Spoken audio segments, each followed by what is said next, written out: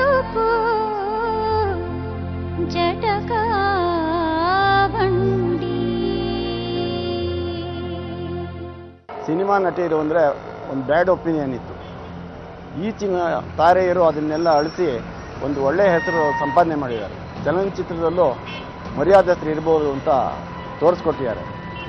ಆದರೆ ಈಚೆಗೆ ನಡೆದಂಥದ್ದು ಯಾಕೋ ಸ್ವಲ್ಪ ಎಲ್ರಿಗೂ ಕೆಟ್ಟ ಭಾವನೆ ಬರುವಂಥದ್ದು. ಈಗಿನ ಕಾಲದಲ್ಲಿ ಚಿಕ್ಕ ಪುಟ್ಟ ಹೆಣ್ಮಕ್ಳು ಕೂಡ ಇದನ್ನೆಲ್ಲ ತುಂಬ ಸಲೀಸಾಗಿ ನೋಡ್ತಿರ್ತಾರೆ. ಅಂಥವ್ರಿಗೆಲ್ಲ ಏನನ್ಸುತ್ತೆ ಅಂದರೆ ಇಷ್ಟು ಸಲೀಸ ದುಡ್ಡು ಮಾಡೋದು ಅಂತ ಅನ್ಸ್ಬಿಡುತ್ತೆ. ಆ ಭಾವನೆ ಬಂದ್ಬಿಟ್ರೆ ತುಂಬ ಕಷ್ಟ ಆಗುತ್ತೆ. ಆಮೇಲೆ ಈಗ ಈ ಕೆಲಸ ಮಾಡ್ತಿರೋರು ನಾಳೆ ಮುಂದೆ ಅವ್ರ ಹೆಣ್ಮಕ್ಳೇ ಹೀಗೆ ಮಾಡ್ತಾರೆ ಒಪ್ತಾರ? ಖಂಡಿತ ಒಪ್ಪಲ್ಲ. ಅವಾಗ ಅವ್ರಿಗೆ ಅದ್ರದ್ದು ಏನು ಅನ್ನೋದು ಅರಿವಾಗುತ್ತೆ. ಆದರೆ ಅಷ್ಟೊತ್ತು ಕಾಲ ಮಿಂಚೋಗಿರುತ್ತೆ, ಉಪಯೋಗ ಇಲ್ಲ. ಹಾಗಾಗಿ ಈ ಥರದ್ದು ಬೇಡ ಅನ್ಸುತ್ತೆ. ಇವತ್ತಿನ ಬದುಕು ಜಟಕಾ ಬಂಡಿಗೆ 3 ಪ್ರಮುಖರು ನಮ್ಮೊಂದಿಗೆ ಈ ವಿಚಾರವಾಗಿ ಮಾತನಾಡಲು ಬಂದಿದ್ದಾರೆ. ಮೊದಲನೇದಾಗಿ ಅಪರ್ಣಾ ಅವರು ನಮ್ಮೊಂದಿಗಿದ್ದಾರೆ. ಅವರಿಗೆ ಬದುಕು ಜಟಕಾ ಬಂಡಿಗೆ ಸ್ವಾಗತ. ನಮ್ಮೊಂದಿಗೆ ಮತ್ತೊಬ್ಬ ಕಲಾವಿದೆ ಶ್ರೀರಕ್ಷಾ ಅವರು. ಶ್ರೀರಕ್ಷಾ ಅವರಿಗೆ ಬದುಕು ಜಟಕಾ ಬಂಡಿಗೆ ಸ್ವಾಗತ. ಸಮಾಜ ಸೇವಕರು ಶ್ರೀಮತಿ ಶೈಲಜಾ ಕೆ ರಾಜು ಅವರಿದ್ದಾರೆ. ವಿಷಯ ಇಷ್ಟೇ, ಇತ್ತೀಚೆಗೆ ನಡೆದಿರುವಂತಹ ಒಂದು ಪ್ರಕರಣ. ಪೊಲೀಸರ ಬಲೆಯಲ್ಲಿ ಸಿಕ್ಕಿಬಿದ್ದಿರುವಂತಹ ಒಬ್ಬ ವ್ಯಕ್ತಿ ಮಹಿಳೆ ಹೌದು, ವೇಶ್ಯಾವಾಟಿಕೆಯ ಬಲೆಯಲ್ಲಿ ಸಿಕ್ಕಿಬಿದ್ದಿದ್ದಾರೆ. ಜೊತೆಗೆ ಆಕೆ ಕಲಾವಿದೆ. ಫಸ್ಟ್ ಥಾಟ್ಸ್ ಅಪರ್ಣಾ, ಏನ್ ಅನ್ನಿಸ್ತು ಆ ವಿಚಾರ ಟಿವಿಲಿ ಬಂದಾಗ ಅಥವಾ ಪೇಪರ್ನಲ್ಲಿ ಓದಿದಾಗ?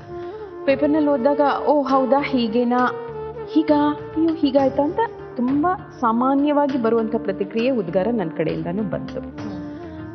ಆಮೇಲೆ ನನಗೆ ತುಂಬಾ ಅನಿಸಿದ್ದು, ಮೊದಲೇ ಈ ಫೀಲ್ಡ್ ಬಗ್ಗೆ ಜನಕ್ಕೆ ಅದು ತಪ್ಪೋ ಸರಿಯೋ ಒಂಥರದ ಒಪಿನಿಯನ್. ಒಂಥರದ ಒಪಿನಿಯನ್ ಏನು? ನಾವು ಸುಮಾರು ನೀವು 2 ದಶಕದ ಮೇಲಿಂದ ಇದ್ದೀರಿ. ಒಂಥರದ ಒಪಿನಿಯನ್ ಅದೇನು ಒಂಥರ? ಈ ಫೀಲ್ಡ್ ನಲ್ಲಿ ಬರೋ ಹೆಣ್ಣು ಮಕ್ಕಳಿಗೆ ಯಾವುದೇ ಲಜ್ಜೆ, ಒಂದು ರೀತಿಯ ನೈತಿಕತೆ ಇವೆಲ್ಲ ಏನೂ ಇರಲ್ಲ. ತುಂಬಾ ದೇಸಿ ಅಥವಾ ಸಾಮಾನ್ಯದ ಭಾಷೆಯಲ್ಲಿ ಹೇಳಿದ್ರೆ 3 ಬಿಟ್ಟವರು. ಪುಣ್ಯಕ್ಕೆ ಇವತ್ತು ಅದೆಲ್ಲ ಕಮ್ಮಿ ಆಗಿದೆ. 90% ಇದ್ದಿದ್ದು ಇವಾಗ ಒಂದು 40% ಆಗಿರ್ಬೋದು, ಬಟ್ ಇದೆ.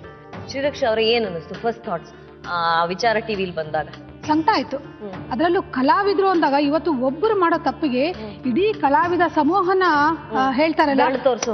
ಈಗ ಅಪರ್ಣ ಅವ್ರು ಹೇಳಿದಾಗೆ ಒಂದು 40% ಅವ್ರ ಮನಸ್ಸಲ್ಲೇ ಇದೆ ಅಂದಾಗ ಈಗ ಜನರಲ್ ಆಗಿ ಎಷ್ಟು ಇರ್ಬೋದು ಬೇರೆಯವ್ರ ಮನಸ್ಸಲ್ಲಿ. ಬಟ್ ನಿಜವಾಗ್ಲೂ ಕಲಾವಿದ್ರು ಆ ರೀತಿ ಅಲ್ಲ. ನಿಮಗೇನ್ ಅನ್ನಿಸ್ತಮ್ಮ ಫಸ್ಟ್ ನೋಡಿದಾಗ? ಆಶ್ಚರ್ಯ ಅಂತ ಏನ್ ಅನ್ನಿಸ್ಲಿಲ್ಲ. ಯಾಕೆ ಆಶ್ಚರ್ಯ ಆಗ್ಲಿಲ್ಲ? ಆಶ್ಚರ್ಯ ಯಾಕಾಗ್ಲಿಲ್ಲ ಅಂದ್ರೆ, ಯಮುನಾ ಒಂದು ಫಸ್ಟ್ ಲೇಡಿ ಅಲ್ಲ ಈ ಫೀಲ್ಡ್ ಅಲ್ಲಿ ಕೆಲಸ, ಆ ತರದ್ದು ಒಂದು ಇದಕ್ಕೆ ಸಿಗಾಕೊಂಡಿರೋದು, ಆ ತರದ್ ಕೆಲಸ ಮಾಡ್ತಿರೋರು ಬಹಳಷ್ಟು ಜನ ಇದ್ದಾರೆ. ನಡೆದಿದೆ. ಯಾಕೆಂದ್ರೆ ಇದೇನು ಹಿಂದೆ ನಡೆದಿಲ್ವಾ? ನಡೆದಿದೆ. ನಡೀತಾ ಇದೆ. ನಿಂತು ಹೋಗಲ್ಲ. ಇದು ನಡೆಯುತ್ತೆ. ಬೇರೆ ಫೀಲ್ಡ್ ಅಂದ್ರೆ ಸಮ್ಮತಿ ಇದೆಯಾ ಅದಕ್ಕೆ? ಎಲ್ಲೋ ನ್ಯಾಯ ಪಡಿಸಿದಾಗ ಆಗ್ತಾ ಇದೆಯಲ್ಲ ನೀವು ಹೇಳ್ತೀರಾ? ನಡೆಯುತ್ತೆ ಬಿಡಿ. ಅನ್ಯಾಯನೇ. ಇದನ್ನ ಮಾಧ್ಯಮಗಳು ಹೆಚ್ಚು ಹೈಲೈಟ್ ಮಾಡಿದಾಗ ಗೊತ್ತಿಲ್ದಲೇನು ದಿನನಿತ್ಯದ ಆಹಾರ ಆಗುತ್ತೆ ನಮಗೆ. ಸಾಮಾಜಿಕ ಮಹಿಳೆಗೆ ಆಹಾರ ಆಗುತ್ತೆ.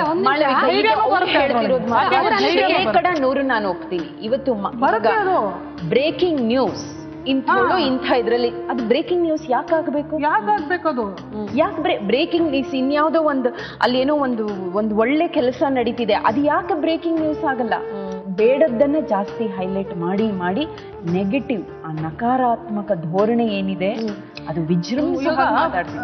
ಹಾಗಿದ್ದ ಮೇಲೆ ಇದು ಅಂದ್ರೆ ಬೇಡದ್ದು ಅಂತ ಹೇಳ್ತೀರಿ ಅಂದ್ರೆ ಸಮಾಜದ ಮೇಲೆ ದುಷ್ಪರಿಣಾಮವನ್ನು ಬೀರೋದ್ರಿಂದ ಅಥವಾ ಬೇಡದ ಪರಿಣಾಮವನ್ನ ಬೀರೋದ್ರಿಂದ ಅಥವಾ ಯಾರಲ್ಲೋ ಯಾವುದೋ ಒಂದು ಪ್ರತಿಕ್ರಿಯೆಯನ್ನ, ಯಾವ ರೀತಿ ಪ್ರತಿಕ್ರಿಯೆ ಅಂದ್ರೆ ಅವರೇ ಮಾಡ್ತಾರೆ ನಾವು ಮಾಡಿದ್ರೆ ಏನು ತಪ್ಪು ಅಂತ ಈ ತರದ ಭಾವನೆಯನ್ನ ಮೂಡಿಸುವ ಪ್ರತಿಕ್ರಿಯೆಯನ್ನ ಇದು ಜನರೇಟ್ ಮಾಡುತ್ತೆ ಅಂತ ನೀವು ಹೇಳ್ತಾ ಇದ್ದೀರಿ. ತುಂಬಾ ತಪ್ಪು. ಹಣದಿಂದ ಯಾವತ್ತೂ ಓಡಬೇಡಿ. ಹಣ ಮತ್ತೆ ಅಧಿಕಾರ ನಮ್ಮನ್ನ ಹುಡಿಕೊಂಡು ಬರ್ಬೇಕೆ ಹೊರತು ನಾವು ಅದರಿಂದ ಹೋಗ್ಬಾರ್ದು. ಯಾವತ್ತು ನಾವು ಹಣ ಅಧಿಕಾರದಿಂದ ಬೀಳ್ತೀವಿ, ನಾವೊಬ್ಬತ್ತು ನಮ್ಮ ಈ ನೈತಿಕತೆ ಗಟ್ಟದಿಂದ ಕೆಳಗೆ ಇಳಿದ್ವಿ ಅಂತ, ನಮ್ಮ ಪತನದತ್ತ ನಾವು ಹೆಜ್ಜೆ ಹಾಕಿದ್ವಿ ಅಂತ ಹೇಳಿ. ಎಷ್ಟು ಜನ ಇದನ್ನು ಒಪ್ತಾರೆ? ನೈತಿಕತೆ ಅಂದ್ರೆ ಎಷ್ಟು ಕೆಜಿ ಅಂತ ಕೇಳ್ತಾರೆ.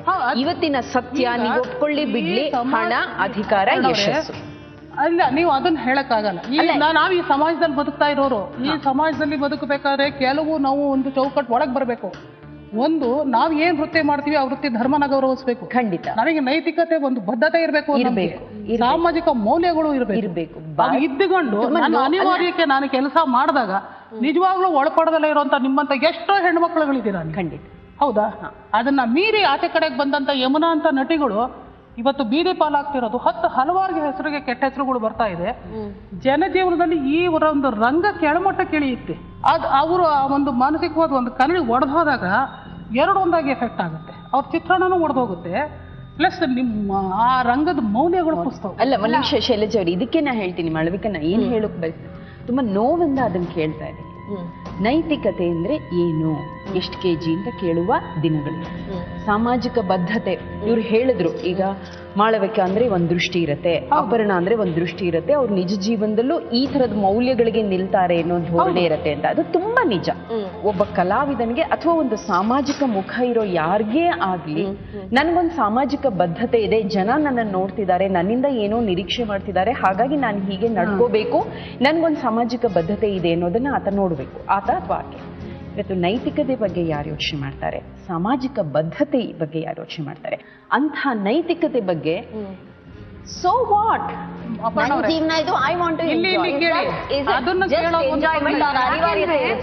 ಅನಿವಾರ್ಯ ಇದ್ದವರಿಗೆ ಖಂಡಿತ ಎಲ್ಲೋ ಒಂದು ಕನಿಕರ ವ್ಯಕ್ತಪಡಿಸಬಹುದು, ಅಥವಾ ಎಲ್ಲೋ ಒಂದು ಸಹಾನುಭೂತಿ ವ್ಯಕ್ತಪಡಿಸಬಹುದು, ಅಥವಾ ಎಲ್ಲೋ ಅವ್ರ ಪರಿಸ್ಥಿತಿನ ಅರ್ಥ ಮಾಡ್ಕೋಬಹುದು. ಅನಿವಾರ್ಯತೆ ಇರೋರ್ದು ಆ ಮುಖವೇ ಬೇರೆ. ಅನಿವಾರ್ಯತೆ ಸಿನಿಮಾ ನಟಿಯರಿಗೆ ಅನಿವಾರ್ಯತೆ ಅಂತ ನಾನು ಖಂಡಿತ ಒಬ್ಬ ಸಿನಿಮಾ ರಂಗಕ್ಕೆ ಬಂದಾಗ ಈ ಒಂದು ಸ್ಥಾನದಲ್ಲಿ ಕುತ್ಕೊಂಡಾಗ ಅಲ್ಲಿ ಆ ಸ್ಥಾನಕ್ಕೆ ಅವರದೇ ಆದ ಗೌರವ ಇದೆ. ಒಬ್ಬ ನಟಿಯಾಗಿ ಬಂದಾಗ ನೀನು ಒಬ್ಬ ರೋಲ್ ಮಾಡಲ್ ಆಗಿರ್ತೀಯ, ನಿನ್ನ ಜನ ನೋಡ್ತಿರ್ತಾರೆ. ಒಬ್ಬ ನಟನಾಗಿ ಬಂದಾಗ ನೀನು ಹೀರೋ ಆಗಿ ಬಂದಾಗ ಓ ತುಂಬಾ ಒಳ್ಳೆಯವನಪ್ಪ, ನೀವು ಅವನು 4 ಜನ ಹೊಡೆದು ಒಳ್ಳೆಯವ್ರನ್ನ ರಕ್ಷಣೆ ಮಾಡ್ತಾನೆ ಅಂತ. ಅದೇ ವ್ಯಕ್ತಿ ಹೋಗಿ ಇನ್ನೊಂದು ಯಾವ್ದೋ ಒಂದು ಹುಡುಗಿ ಜೊತೆನೋ ಇನ್ನೊಂದೆಲ್ಲ ಹೋಗಿ ಸಿಗಾಕೊಂಡಾಗ ಖಂಡಿತವಾಗ್ಲೂ ಜನ ಅದನ್ನ ಅಕ್ಸೆಪ್ಟ್ ಮಾಡಲ್ಲ. ಆ ಸ್ಥಾನದಲ್ಲಿ ಕೂತ್ಕೊಳ್ಳೋದಕ್ಕಿಂತ ಮುಂಚೆನೆ ಅವ್ರು ತುಂಬಾ ಯೋಚನೆ ಮಾಡ್ಬೇಕು. ಅಥವಾ ಕೂತ್ ಮೇಲೆ ಆದ್ರೂ ಕೂಡ ಅವ್ರ ಹಿಂದೆ ಏನ್ ಮಾಡಿದ್ರು ಏನ್ ಬಿಟ್ಟಿದ್ರು, ಬಟ್ ಅಟ್ ಲೀಸ್ಟ್ ಕೂತ್ ಮೇಲೆ ಅಪ್ಪ ನಾನೊಬ್ಬ ನಟಿಯಾಗಿ, ನಾನೊಬ್ಬ ಕಲಾವಿದೆ ಆಗಿದ್ದೀನಿ, ಒಬ್ಬ ಕಲಾವಿದ ಆಗಿದ್ದೀನಿ, ನನ್ನನ್ನ 4 ಜನ ನೋಡ್ತಾ ಇದ್ದಾರೆ, ನಾನು ಚೆನ್ನಾಗಿ ನಾನು ಇನ್ ಮೇಲಾದ್ರೂ ಚೆನ್ನಾಗಿರ್ಬೇಕು ಅನ್ನೋ ಒಂದು ಎಚ್ಚರಿಕೆ ಇಲ್ಲ ಆದ್ರೆ ಆ ಮನುಷ್ಯ ಎಲ್ಲೇ ಸಿನಿಮಾ ರಂಗನೇ ಇರ್ಬೋದು ಅಥವಾ ಇನ್ನ XYZ ಎಲ್ಲೇ ಹೋಗಿರ್ಬೋದು. ಇವತ್ತು ಸಿನಿಮಾಗ ಒಂದೇ ಇದು ಮೀಸಲಲ್ಲ. ಇವತ್ತು IT-BT ಕಂಪನಿಗಳಿದೆ. ಈಗ ಇವತ್ತು ಮನೆ ಕೆಲಸ ಮಾಡೋ ಹೆಣ್ಮಕ್ಳಿಗೆ ಎಷ್ಟು ಹರಾಸ್ಮೆಂಟ್ ಮಾಡ್ತಾರೆ, ಅವರೆಲ್ಲ ಇವತ್ತು ಗೌರವಯುತವಾಗಿ ಇವತ್ತು ಬಂದು ಕೆಲಸ ಮಾಡ್ಕೊಂಡು ಜೀವನ ಮಾಡ್ತಾ ಇಲ್ವಾ?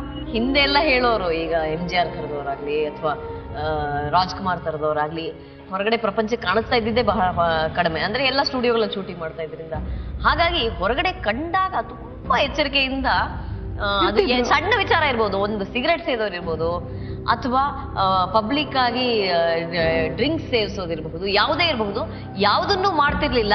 ಆ ಶಿಸ್ತನ್ನ ವೈಯಕ್ತಿಕ ಜೀವನಕ್ಕೆ ಅವರಾಗ ಒಂದು ರೀತಿಯಲ್ಲಿ ಅಳವಡಿಸ್ಕೊಂಡಿದ್ರು ಅಂತ ಹೇಳ್ತಾರೆ. ಅದು ಈಗಿನ ಕಲಾವಿದರು ಅಂತ ನಾವು ಹೇಳ್ತೀವಿ. ಇದು ಹೆಣ್ಮಕ್ಳಿಗೆ ಮಾತ್ರ ಮೀಸಲು ಅಥವಾ ಗಂಡಸರಿಗೂ ಈ ತರದ ರೂಲ್ಸ್ ಇರ್ಬೇಕು? ಖಂಡಿತವಾಗ್ಲೂ ಇರ್ಬೇಕು. ನಾನು ಅದನ್ನ ಹೇಳಿದೆ, ರೋಲ್ ಮಾಡೆಲ್ ಅಂದ್ಮೇಲೆ ನಟ ನಟಿ ಇವ್ರಿಗೂ ಬರುತ್ತೆ.